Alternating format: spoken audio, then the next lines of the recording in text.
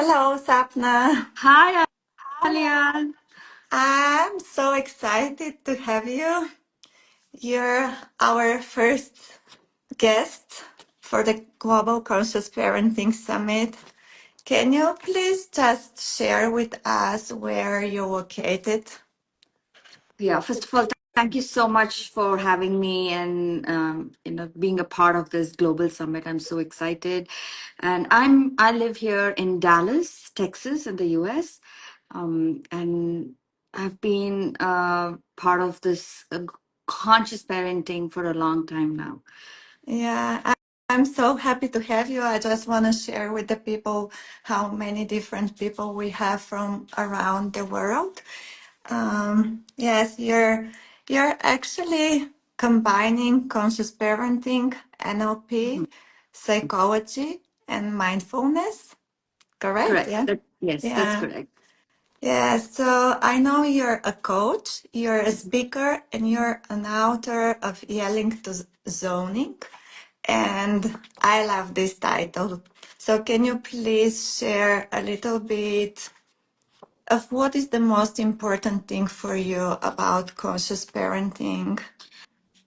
Yeah, the most important thing for me when it comes to conscious parenting is the connection you build with your child before anything else. You lead the relationship with connecting with your child from moment to moment to moment, and which is often not learned. We are not taught that. We don't know how to do that, and conscious parenting helps us form those connections first with ourselves, because it's hard to how do you connect to another when we don't know how to connect with ourselves, and then bring that connection forward to the relationship with your child.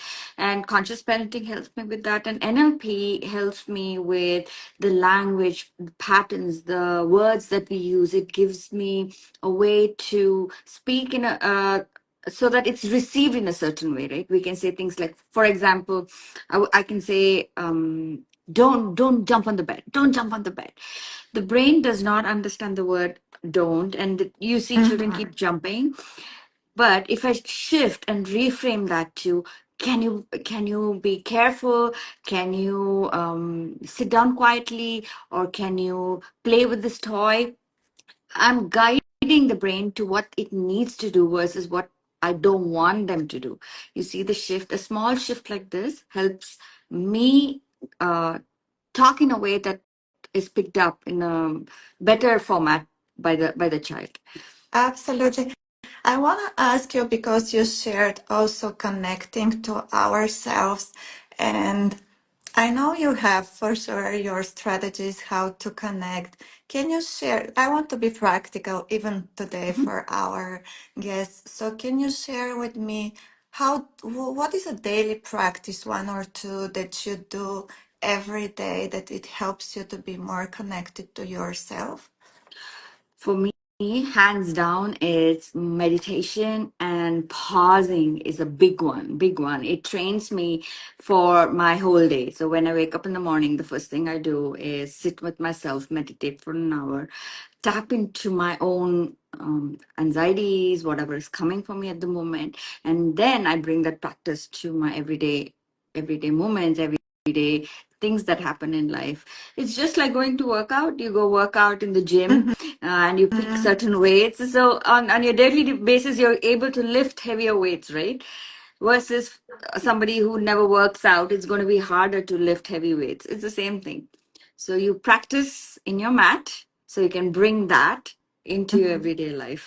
And I think it's also very important to practice daily or 2, 3 times a week, like the gym, because like the brain gets better and better, and we get so much more once we start being practicing this. It's the same like gym for me, Yes. like Yeah. learning Yeah. your brain to have the muscles to do this kind of work. Yeah. And as you keep doing, you get stronger and stronger. Your muscles start building. And there are days. I'm not going to say that you're going to have good days every day. There are days you want to rest. Mhm. There are days you get sore. It's the same thing. There are days. But the important thing is you keep focus on the connection part and keep coming back up and keep practicing. And before you know it, when you look back, oh my gosh, you will see that how strong you've come how long, what a long way you've come. You will be able to see that when you look back on your journey. Absolutely. And because I want us to be very human, and like you say, like we don't have every day perfect, our life was not perfect. And I want you to share, if possible, with the people, when did your awakening start, or what was the point when it started? Because for many of the people, maybe they're there and they Right. want to start their journey. So, Yeah. Has started happening when I had my son. My son was very young. Now, he's 18 now, but when he was young, as in a year or 2 years old, I was having these constant episodes where I used to feel like yelling at him, like I was a big screamer, like I would mhm, yell for small yeah. things, which as any child would do, like spill stuff. And a big aha came to me was the big shift that happened was when we were potty training him. He would have Mm-hmm. these accidents multiple times, and it was driving me crazy. I would have just changed him, and then he would again have an accident. And as usual, I was throwing these big tantrums. I was turning into a child. And there was this one time, I I remember, love that was that you said, because so many parents probably are having the same situation, and realizing that we are also tantruming sometimes. It's very yes. important. Yes, Yeah. yeah, we become children ourselves. And so I remember a time when my house was really quiet. Imagine having a quiet house when you have, young children, something is spooky. So I went looking for him, and he was in the restroom, taking care of himself, of the accident that he had had, instead of coming to me. And when he saw me, his face froze. Like he was so scared to come to me. And that's when I realized if I kept going down the path that I was in, I'm going to create this big rift between me and him, and he's going to stop talking to me, stop telling me things. And that's not what I want. I want us to be close. I want us to have that connection. I want us to have beautiful dinners when I'm older, when I'm 60, 70. I want us to be really close. So, having that in mind, now I have to work back. Meaning, if I Mm-hmm. have to draw the money from the bank when I'm retired, I have to put in my work. I have to put in my money so I can draw it when I need it, right? So then I had to work back, meaning I had to look at my reactivity, where it's coming from, do my own work, meaning heal the baggages that I was bringing into the relationship. Because there's one thing to say something to my child, like, don't do this, or, you have to be careful. But another thing to have a charge and scream and get mad, you see, and then I feel guilty, and then again I'm stuck in this loop of going over and over again. It was not helping, so I had to look at my stuff, do the work. That's what led me to conscious parenting, where I learned mindfulness. I used to meditate before, but it really I became very what's the disciplined in that, where I used to start meditating every day, morning and evening, and bringing that practice. Yeah, when you say discipline, I know in your work, who are you talking to? I know you're talking to people who don't only want to discipline their children, but what would they want to do more? Can you share with us? See, what happens is most of the time, parents, the clients that I work with, Mm-hmm. they come to me because something is not working. Mm-hmm. Either the child is not listening, or they're getting frustrated, or there's a disconnection between them and their children. And they are usually coming from a sense of fear, like, oh my God, this is happening. My child is not studying, or my child is not listening, or there are some behaviors that might lead to something in the future. They come to me with this fear, and they're looking at the child from this lens of what might be wrong in the future. And they're missing the whole presence, meaning they're not Mm-hmm. seeing the child, what the child needs in the present moment, and they're off into the future. Like, what if this happens? My child is doing this. And usually it leads down to, what if my child gets into drugs or become homeless or in jail? Usually they're coming from that narrative, missing what is my child wanting from me right now.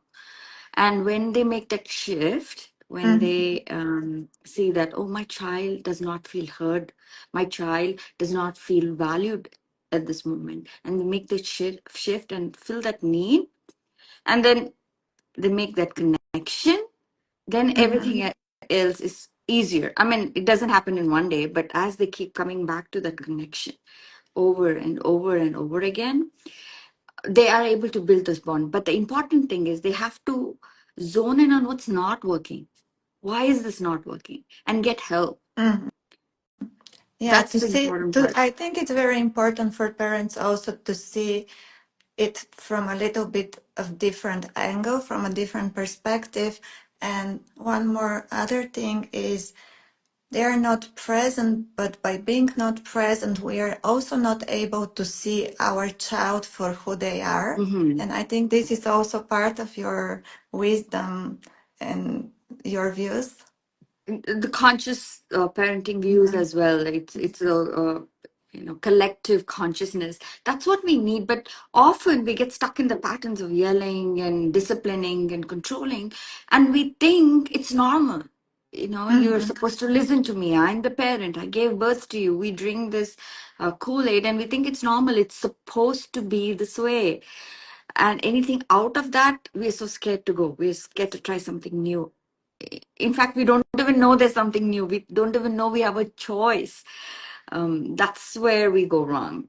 If we paused and think why this is not working, or what do I need to do differently, that's one start. Then you go and take the next step, trying to figure out what's happening. But we need to own up, right? We don't own up. Like, this is not working, my child is not listening, or something is happening. We need to start there, become aware of the areas that we are defaulting into, which is not working. You shared, Sapna, so much wisdom with us here today. I just want to say first thank you to all the people watching. There are many conscious parenting coaches right now on our live stream. And I want to ask you, like, why would people watch you on the Global Conscious Parenting Summit? Can you say a few final words why it's a brilliant idea to watch you, and what wisdom are you going to share there? First of all, they're going to see in every ways that I messed up as a parent, and I hope they can relate their own parenting to what I did, and hope they pick up those lessons early on, before they go down that lane, Mhm. and get some. I wish I had some tools that I apply to my parenting right now, and I would like to offer that to the listeners and the people coming to the summit. And having those tools early on will definitely help them go forward in their parenting journey. Thank you so much, Sapna. You've been like amazing. And I love your humanity, because I believe it's important to lead and to teach people, but it's also very important to be human and to show other people that they're not guilty. We just need to have tools, and we can all become so much better. So thanks Definitely. a lot. Have a beautiful, beautiful day. Thank you Thank you. so much for having me. Goodbye.